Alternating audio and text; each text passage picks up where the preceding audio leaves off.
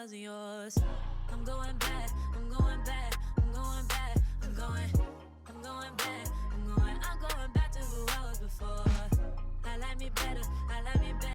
Hey guys, and welcome back to my channel. You already know what time it is. I am back with another video. So recently I got a DM from someone who had sent me an article on Glossier, and if you're that person, you're watching this, I don't remember if I responded. If I didn't, my bad. I saw the DM. You know, my DMs just be moving quickly, so by the time I went back to answer it, I didn't remember what your username is. But I'm doing this video, so you know, I got you, I see you. But they had sent me a DM and they sent an article that said something to the effect of like Glossier is in trouble, Glossier, either way, is in trouble, or where did the company go wrong, something to that effect. So I looked into it because, you know, when I do these type of videos, I do them on brands that, you know, like were considered the top girl. Like everyone had to have it, you know, those trendy, you see it all over the place. I never really considered that brand one of those. You know, obviously I'm doing this video because it's a brand, I say it and you're like, oh, okay, I know who that is. But you see what I'm saying? Like I never thought it would be one of those, but if you guys want to see a video on it, sure, why not? But I was actually surprised when I actually went to go look at the article and others on the same subject to see that it's possible that they might not be doing so good. So if you guys want to know why, then let's go. So if you guys recall, years ago, the rollout of Glossier was one of those, think about when people start soft launching their significant others on social media. You know, they're not going to show you the face right away. They're not going to tag them, anything like that. But they post a little Instagram story and like they got an elbow in the picture, right? You know, they got a little hand in the picture, or they show you like their 2 feet next to each other, so you know someone's in the picture, but they're not fully showing you what it is. If you remember back when a Glossier was launching, they had that with that powder that they launched, right? It's called Wowder, right? Something like that. It was supposed to be this secret powder that was going to do everything that you needed on your face, and isn't that the name, Wowder? Something like that. And you know, it was launched through influencers. I tried that powder.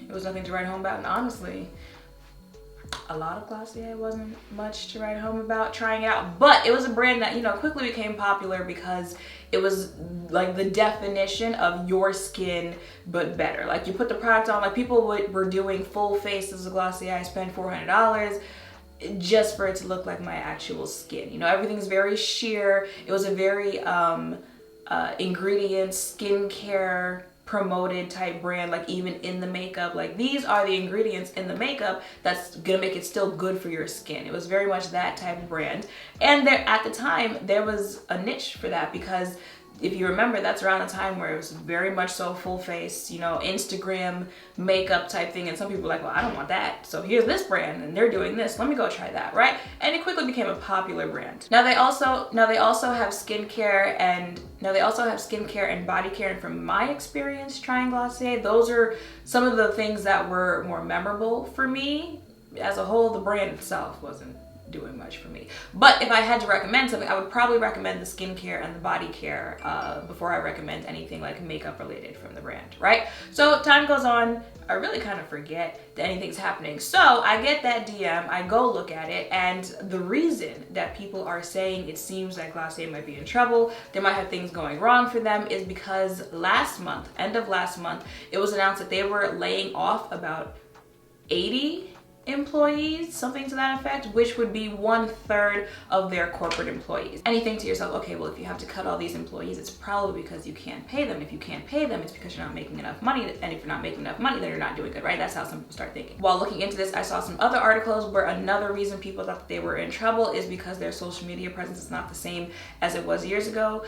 That one I'm not so sure about, because I'm pretty sure like a lot of people could tell you that. So I'm not sure if that would necessarily mean the end of the brand. People were saying, you know, years ago you couldn't scroll on social media and not see a Glossier ad, where nowadays like you don't really hear much, you don't see much about them on the timeline, on your Instagram, on Twitter. I did see people who post actual metrics to show that their engagement on Instagram and Twitter has gone down in recent years. Again, a lot of people could tell you that, but I was looking at something like years ago, no, I could exist. Like years ago, when you're saying they were more popular, I definitely did not see them like that on my timeline. So But I understand why people are saying that. So I can understand as far as like in-house corporate employees, employee morale for the company, you know, how much faith they have in them seems to be a little shaky right now, where people are like, okay, I don't know how this is gonna go for you moving forward, because if you don't have a, you know, that type of faith in the company from the employee side, the people who are supposed to keep the company running, you can see why it's going to be a problem, especially since the company's probably biggest scandal was an employee one. I don't know if you guys remember, but remember back in 2020, right after George Floyd, where like everyone suddenly remembered, hey, there are these people that exist. We call them Black people, and you know, like they face racism. They face these paying gaps. They face, you know, they can't go into Walmart without being followed. They get treated really badly. We're just going to start acknowledging that though. So, you know, we're gonna post up our little black squares to show that we support them. We're gonna let everyone know that we've got Black friends. And if you remember, companies started, you know, remembering that they have Black employees and Black consumers. So they were gonna do so much to support them. We were gonna start supporting Black creators. We were gonna start hiring more Black people. But the thing with that is, see, if you don't say it, you gotta actually be about it. Because if you're not, if you guys remember, the companies were saying, you know, we're gonna hire more Black people, we're going to do this, we're gonna do that. And the Black employees that these companies had were like, I know that ain't who I think it is. Cough, cough, Anastasia Beverly Hills. Well, Glossier was another one of those brands where the Black employees and just minority employees in general, because I think like it was like a whole group of them were like, okay, but that wasn't my experience when I worked for you. Moving forward, if that's what you plan to do with employees, okay, cool, great. But seeing as how that wasn't my experience when I worked for you, I call cap on this. I call you're just saying it because it sounds good for the time that we're in right now, but like months from now, you're probably gonna keep treating people how you treated us when we worked for you, right? So it was this big thing. I feel like it was it was either bigger or like on the same level of just how outraged people were when Anastasia Beverly Hills employees started talking out like about the same things. But like it was making news. People were like, what, this brand, it said it's gonna do this, it said it's gonna do that. So it was all over the place. And then really after that, I didn't hear much about Glossier. I hadn't heard much up until that point, but right after that, like people were like, I'm good on you. So those are some of the things that are wrong behind the scenes, right? But even when Glossier launched, I could see a couple popular thoughts that people had where if they are moving towards a place where, you know, like the downfall, like it's gonna be hard for the company, something might go wrong. I could see even back then why people might feel that way. Some of the things that people from the start did not like about the company is that it was so, you know, your skin, but better. Now there's a niche for everything, you know, for more edgy makeup, for full coverage makeup, for more skincare based makeup, that type of stuff, right? But a lot of people are like, okay, this is too much though, especially for the price that you have to pay. You know, a blush where it doesn't look like there's anything on your face, you know, a skin tint where I still see everything about my face. Now I think some of the comparisons were being compared to like Korean makeup, that type stuff. And again, you see how like there's a market for that, but just think like maybe like the version over here in America. So it's like, okay, but there's someone who wants to buy it, but just like there's someone who wants to buy it, there's always gonna be someone who doesn't, and they're gonna voice that they don't want to. And that was one of the things and one of the reasons why people voiced that they didn't want to. Oh my God, bird just flew right into the window. Like literally, I felt myself jump.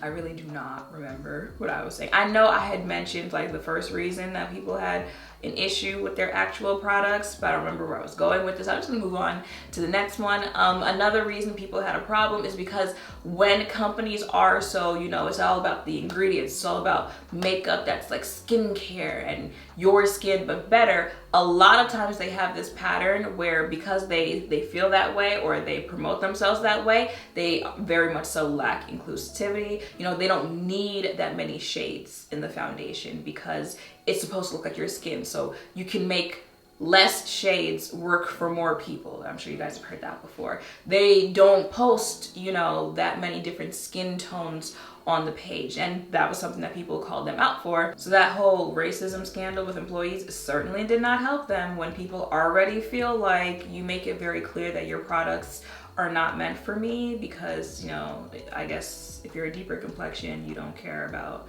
your skin looking like skin even where you wear makeup. Another thing for them is that, you know, they're not sold in like retailers, stuff like that, like Sephora. They're not sold in Sephora, right? Sephora or Ulta.